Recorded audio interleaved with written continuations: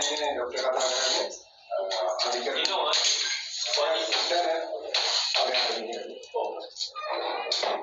Doctor කියන්නේ අධිකරණ උගම කටයුතු කරන්න කියලා එයා ලියුමක් කරනවා ලියුම බාර දෙන්න කියලා බාර ගන්න නැහැ. ඒක පොඩි ප්‍රශ්නයක් තියෙනවා. කියන්නේ ડોක්ටර්වල ලියුම අධිකරණ උගම ඊපස්සේ කටයුතු කරනවා රෝල් පස්සේ තුන ලියුම හදතුන එක බාර ගන්න නැහැ කියන එක. ඊට පස්සේ එයා දැන් දැන් බලනවා කියන්නේ. අය තාර්ජනය කරනවා කියලා. අය රසෙ වීඩියෝ කරනවා කියන්නේ. මොන හතර තමයි කියන්නේ ඒක නේද? මේ පැමිණිලා තියෙන්නේ. දැන් ડોක්ටර් අධිකරණ නියෝගේ මොකක්ද කියන්නේ? අධිකරණ නියෝගේ ගත්තේ නැද්ද? ගත්තා නේද? මම මේ print එක කරගෙන ඉන්නක් ගන්න. තියෙනවා. තියෙනවා. මම PDF එක තියෙනවා. ඒක මොනවද කියන්නේ? මම කියන්නේ කියවන්න ඉස්සෙල්ලා මම PDF එක ගෙනනවා මේ print එක ගෙනනවා.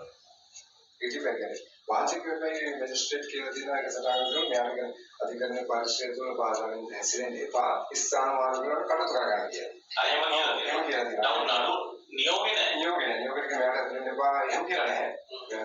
එයාට පරිපාලනයෙන් ආයෙත් ගොනු ආයෙත් දවස් සේවය වර්තා කරන්න කියලා. අනේ කොහෙද ඒ කිව්වේ? මම කතාව කෙටියෙන් කියන්නද වැඩි වෙනවාස්ති කරන්නේ නැත්නම් මට මේ උසාවියේ එතකොට 22 තමයි මම උසාවියේ ඉදිරිපත් කරේ. එතකොට උසාවියේදී මම කතා කරලා මැජිස්ට්‍රේට් පැහැදිලි කරා මෙතන වෙලා තියෙන දේ.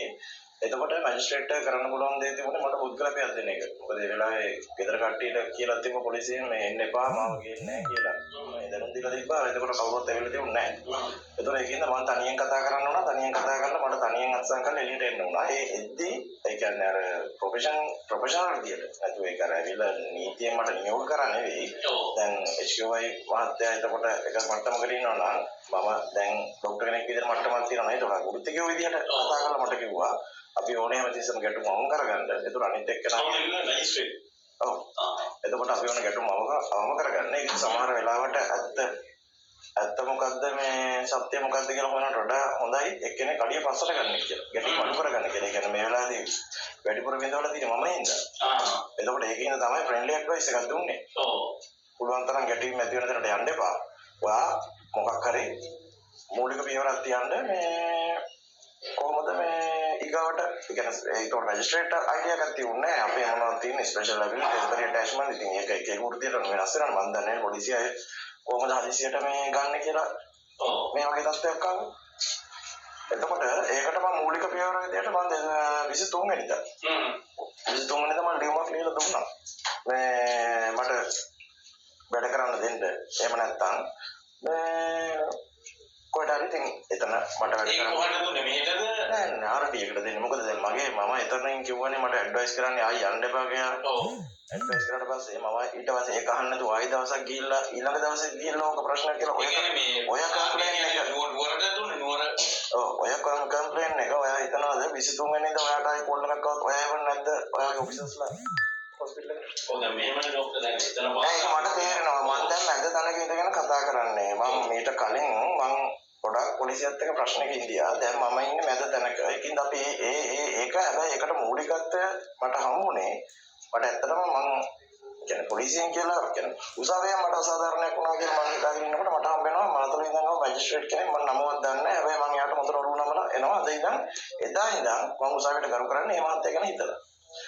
මම මෙච්චර කාලයක් පොලිසියත් එක්ක හොඳ රිලේෂන්ෂිප් එකක් තියෙනවා.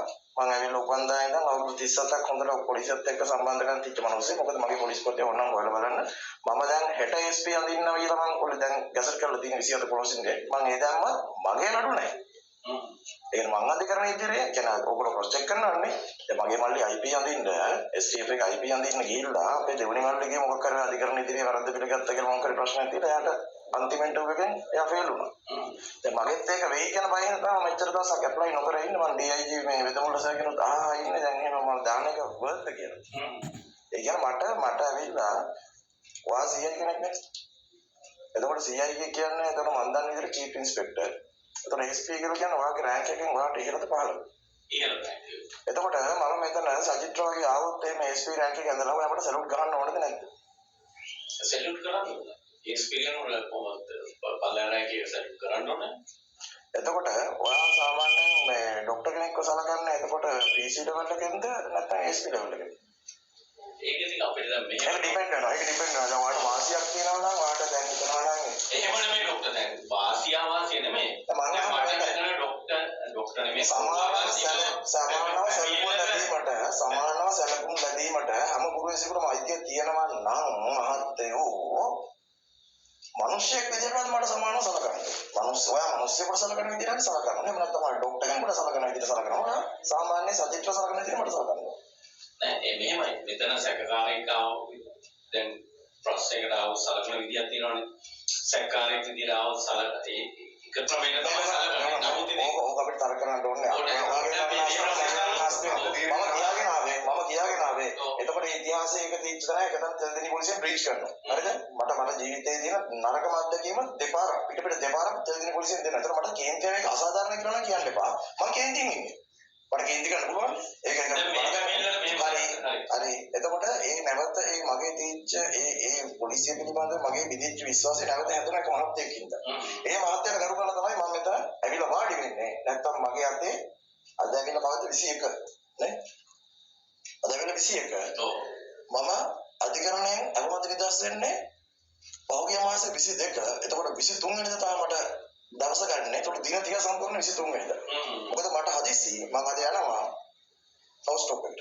ඒතර මම කල්පනා කරන්න ඕනේ මම මෙතන මගේ මූලික මානවාධිකාරම් කඩ වෙලා කියලා මම දානවා නම් හවුස් ස්ටොප් එකේ FR එකක්. මම ඒක යන්න ඕනේ පොලිසියට විරුද්ධවද මම යන්න ඕනේ නැත්නම් හෙල්ත් එකට විරුද්ධවද යන්න. දැන් එහෙම යනවා නම් නෑ මට යන්න පුළුවන්. යනවා නෙමෙයි. මම යනවා. මට ඕනේ. ඒකට ඔයගොල්ලෝ අවුල් වෙනවද? නැත්නම් මේගොල්ලෝ විතර යනවාද? ඔයා මෙතන තාමත් මෙතන ඇවිල්ලා මට අවවාද කරලා තග දාන්න ලෑස්ති වෙනවා නම් මහත්යෝ.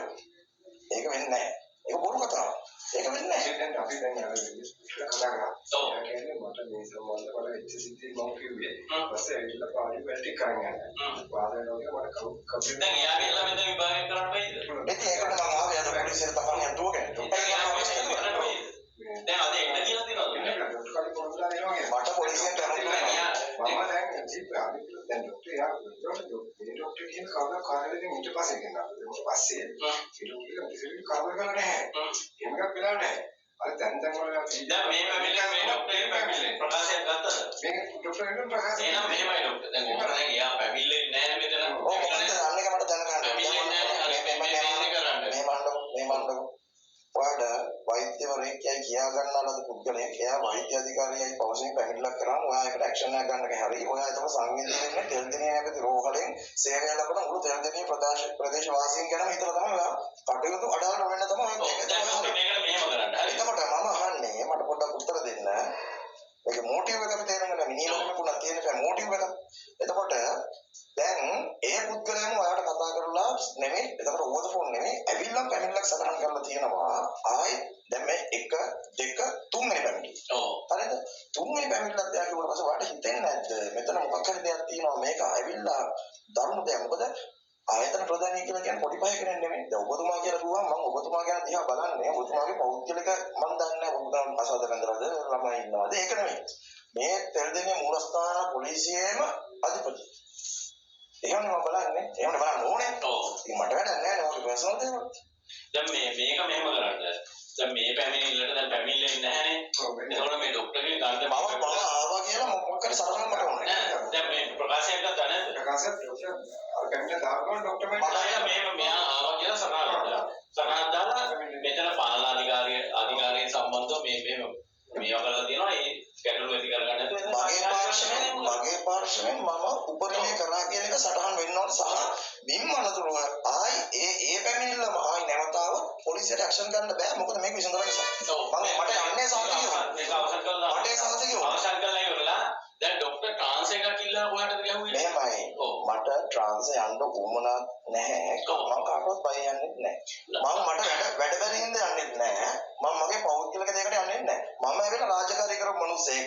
මම යනවා මගේ වයිෆ් එක්ක ඕස්ට්‍රේලියාවට මාස 3ක් ඉඳලා රාජකාරී අවශ්‍යතාවයට මට එන්න කියලා කිව්වා. මම ළමයි දෙන්නයි ගෑණිමයි ඕස්ට්‍රේලියාව දාලා ආපු මිනිස්සෙක්. ඒත් ඇවිල්ලා අම්පාරේ අවුරුද්දක් ඉඳලා මට කියනවා කම්පල්සරි නෝට ඉල්ලන්න කියලා. ඒක නෝ ලබනවරු දෙවයිෆ්ට වරාපිටින් හින්දා මම ඉල්ලනවා එක කැන්ඩි දෙක බේරා තුන දින ජිනොප්ස් කරන්න මම කැමති ඉන්න සයිල ඉස්සරහට එක්සෑම් කරන්න තියෙන හින්දා මම එක්සෑම් කරන්න ඉන්නේ. මොකද මම කරේ හම්බ කරපු එක. මිනිස්සු මහත්තයෝ අපේ රස්තාවේ මුලින්ම ඇවිල්ලා ගෙවල් දොරවල් වල හොඳටම සල්ලි වාගේ තියෙන මිනිස්සු කාර් එකෙන් මෙඩිකල් ෆැකල්ටි එකේ උන් ඉන්නවනේ. උන් කරන්නේ එළියට ගියපු ගමන් විවාහ කියනවා. අපි බයිසිකලෙන් මෙඩිකල් පැකල්ටි කියපු මිනිස්සුනේ. අපි බලන්න ඒකට ගමන් කාර් එකක් ගන්න try කරනවා. ඒකට අවුරුදු 10ක් මං හිතාගෙන ඉන්නවා. මං හම්බ කරලා ඉඩකඩම් ටික අරගෙන මොකක් හරි කරලා ඊට පස්සේ මම මගේ ප්‍රොෆෙෂන් එක හදාගන්න ඕනේ. මමත් කැමති නෑ ඔළුව මාත් කරන්න වයස ගියා. ඒ කඩොත්තරය අරගෙන ගාමේ අවසන් කරලා ડોක්ටර් මේ ඒක අවසන් කරගෙන යන්න මේ ඔක අවසන් වෙන්නේ. ඔව් මට කියන්න මට ප්‍රශ්නයක් නෑ මම කොහොමත් ඒ කියන්නේ මම එදා මේ දුක් මල්ලිලටත් මම කතා කරා මම ඒගොල්ලන්ගේ වීඩියෝ එකක් මම අරගත්තා. මම දන්නේ මහත්තයා දැනුවද නැද්ද කියලා. මම ඒක සමාජ මාධ්‍යවලත් දැම්මා. හැමෝම මට ඒ කියන්නේ බහුවේ දවස්වල වණනායක ප්‍රශ්න වෙච්ච ලෝයල කී දෙනෙක් මගේ පිටිපස්සේ ආවද? ඔකට ඇක්ෂන් එකක් ගමු කියන්නේ. මම අවස්ථාවාදී මිනිස්සෙක් නම් රැල්ල පාවිච්චි කරන්නේ නැද්ද? අදටත් ඔයගොල්ලන්ට యంత్ర වාසියක්වත් මේ ඉන්න එක කොල්ලෙකුටවත් පොලිස් කොමිෂන් එකක් කොහෙන්වත් ඇවිල්ලා තියෙනවද ලියුමක් ඈ මං ඇවිල්ලා ඉදා මානරංගි අර උන්ට රැවුල මම නමවත් දන්නේ මම කතා කරා උන්ටත් මාත් එක්ක ප්‍රශ්නයක් නැහැ මට තුත් එක්ක ප්‍රශ්නයක් නැහැ දැන් කවුද අපිව හප්පන්නේ ඔව් දැන් එතන කරන්නේ මෙහෙන්නේ ඒකෙන්ද මේ කඩ මේක ඉවර කරලා දාන්න අයියට අවශ්‍ය නැහැ ඔක මම කියන්නේ ඒකයි පොලිසිය කියන දේට අපි හරි ආදරේ ඔව් ડોක්ටර් જી මේ අන්තිමලා කියන්නේ දිව්‍යවංශ පීඩාවක ඇසිලා නැහැ.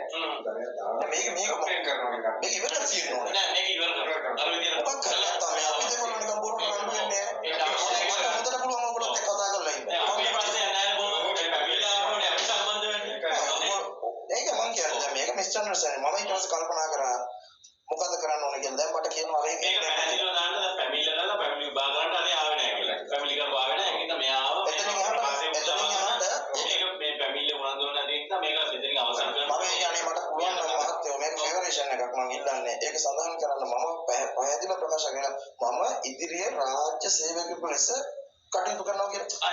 ඒක දැන් මොනවද? එතකොට මම ඊගාවට ඉල්ලන්න ඕන ලියන්න ඕන කියන ටික මම කරගන්නවා. මේක මොකක්ද මේ හරි මම මෙතන ආගෙන ඉන්නවා. ඊපස්සේ ඊළඟට කරනවා.